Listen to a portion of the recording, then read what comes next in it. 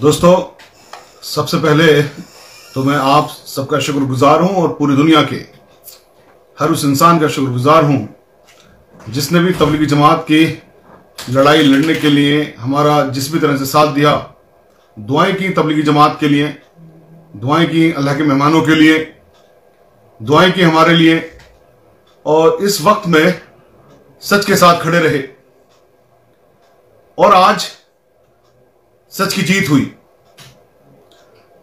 सच की जीत, जिस बात के लिए हम लगातार कह रहे थे दिन पहले से कि इंशाअल्लाह जीत सच की होगी, क्योंकि हम सच पर हैं और तबलीगी जमात ने कोई भी ऐसा काम नहीं किया है, कोई भी कानून का उल्लंघन नहीं किया है, किसी भी रूल को वायलेट नहीं किया है। तो इसलिए परेशानियां भले आ जाएं सच की लड़ाई में, लेकिन जीत इंशाअल्लाह सच की होगी।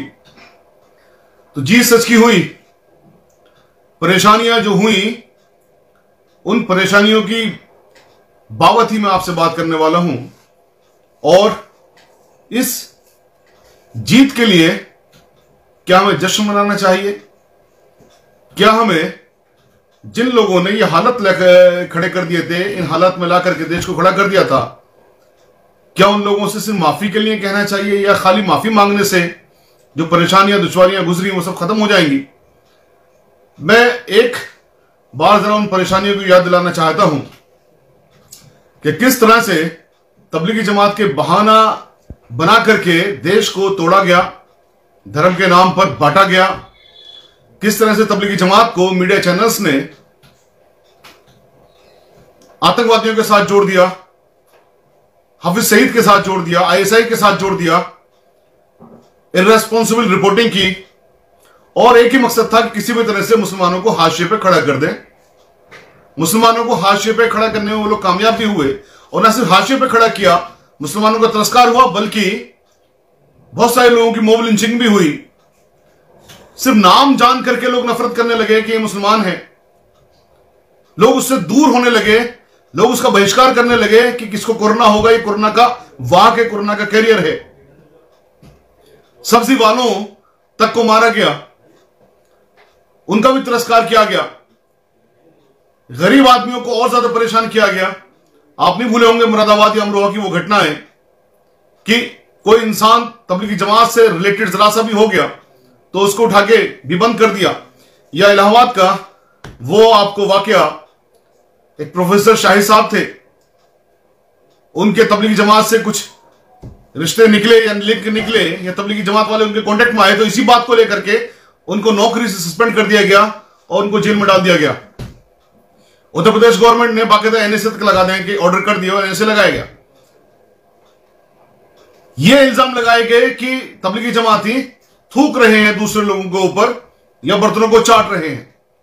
अब यहां पर जो इल्जामात की बात है वो अपनी जगह अलग है, लेकिन जो परेशानियां गुजरी, उन सब परेशानियों में हम हिंदुस्तानियों के अलावा जो विदेशों से हमारे मेहमान हिंदुस्तान में आए हुए थे, जो हमारे मेहमान थे, उनको किन परेशानियों से गुजरना पड़ा।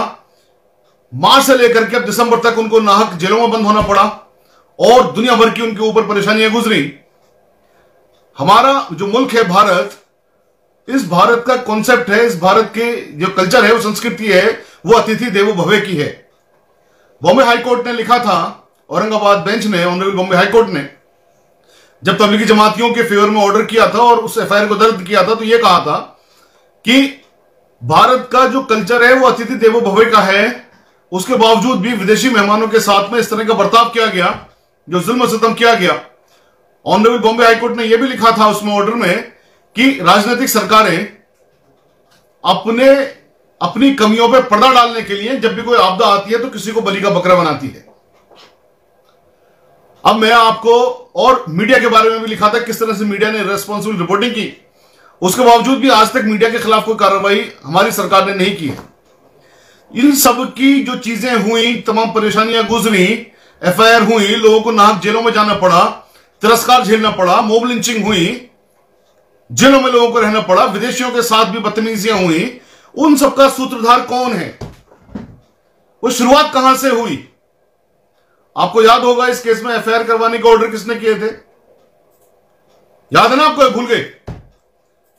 इस केस में एफआईआर करवाने के ऑर्डर किए थे हमारे दिल्ली के मुख्यमंत्री श्री अरविंद केजरीवाल साहब ने।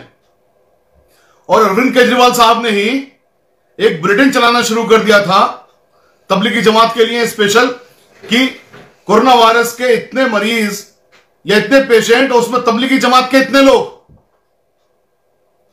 तो यह बाकायदा तबलीगी जमात को हाशिए पर पहुंचाया, तबलीगी जमात के बहाने से मुसलमानों को जो हाशिए पर पहुंचाया, तस्कार करवाया, और जो तमाम फिर मुल्क भर के अंदर एफआईआर हुई, जो कि एक दो बार नहीं बार बार ऑनरेबल कोर्ट्स ऑर्डर कर रहे हैं कि झूठी एफआईआर थी। अभी दिल्ली के साकेत कोर्ट ने भी इस बात का ऑर्डर किया कि एफआईआर झूठी थी और कोई एविडेंस नहीं मिला इनके खिलाफ कि वो कोई कोरोना फैला रहे थे या उनको कोई नॉलेज भी थी। वो ऑर्डर आप सबने पढ़ा ही होगा, आप सबने, मैं उम्मीद करता हूं कि उसको जरूर पढ़ा होगा, और नहीं पढ़ा हो तो एक बार जरूर पढ़े। अब उसके बाद में एक मांग चली, पहले मैं यहां पर ये भी बता दूं कि अरविंद केजरीवाल साहब ने और क्या किया था।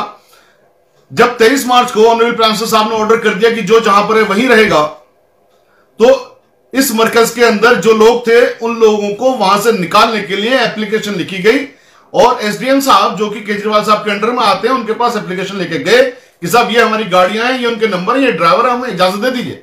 इजाजत नहीं दी। अरविंद केजरीवाल साहब को मालूम था कि अगर वहां पर कोई कोरोना पेशेंट है तो यह बीमारी तो संक्रमण से फैलती है, एक से दूसरे इंसान में फैलती है। फिर वहां पर लोगों को बंद करके क्यों रखा गया?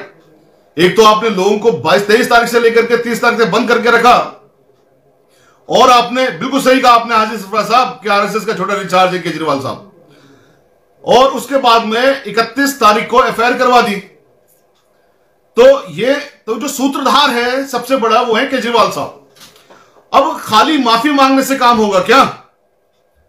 आज सच की जीत हुई है, लेकिन इस सच की जीत का कोई मायना नहीं है जब तक कि जो इस अपराध के गुनहगार हैं, यानी झूठी एफआईआर करवाने के गुनहगार हैं, यानी कि मुसलमानों को तिरस्कार करवाने के गुनहगार हैं, उनको हाशिए पर पहुंचाने के गुनहगार हैं, उनके खिलाफ जब तक की सजाएं नहीं हो जाती हैं, तो उनके खिलाफ सजाएं होनी जरूरी है, तभी जीत का कोई मायना होता है या सच की जीत का कोई मायना होता है।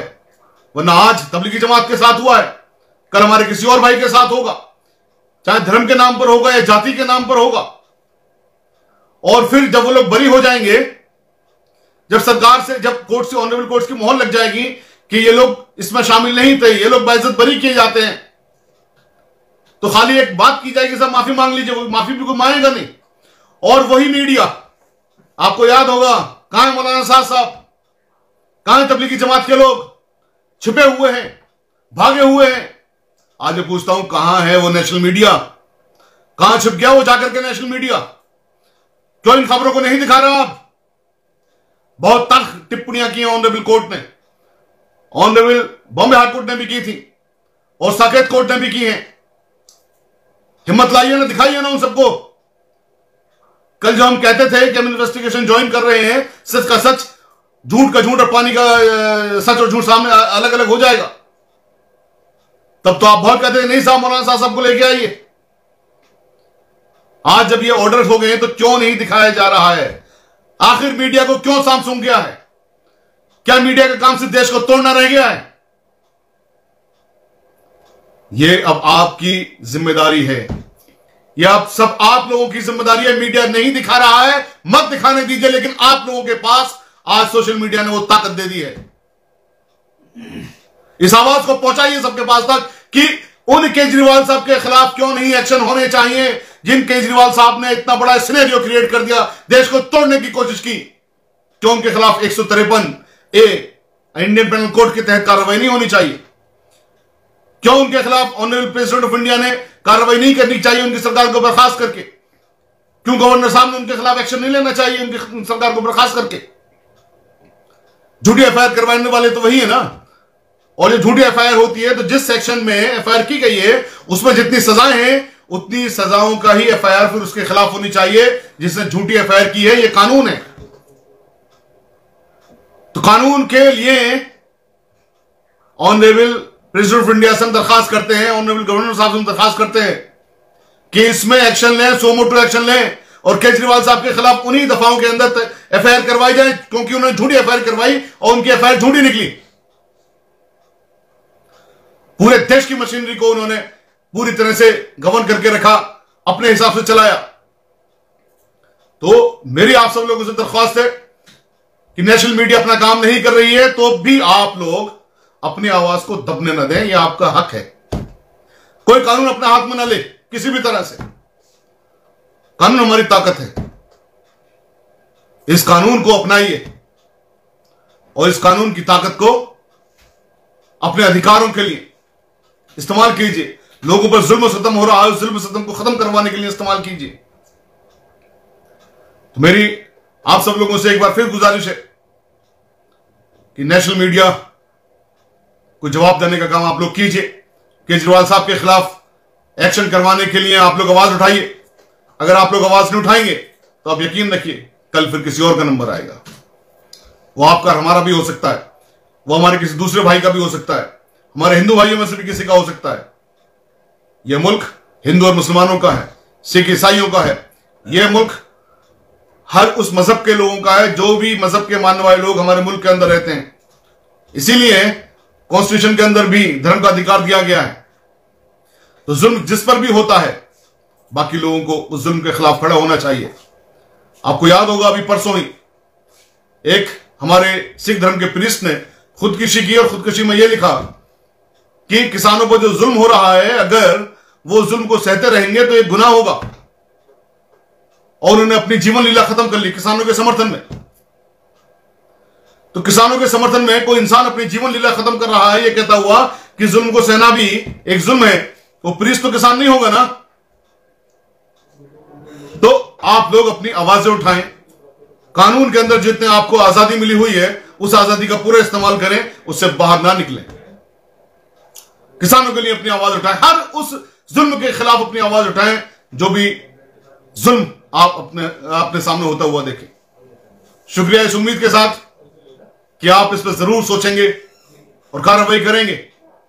और एक शहर में आपका कुछ नहीं बिगड़ेगा, लेकिन यह आवाज, ये बात हो सकता है उन बहरे कानों को खोलने का काम करे जिसकी जरूरत आज के वक्त में सबसे ज्यादा है। शुक्रिया। अस्सलाम वालेकुम।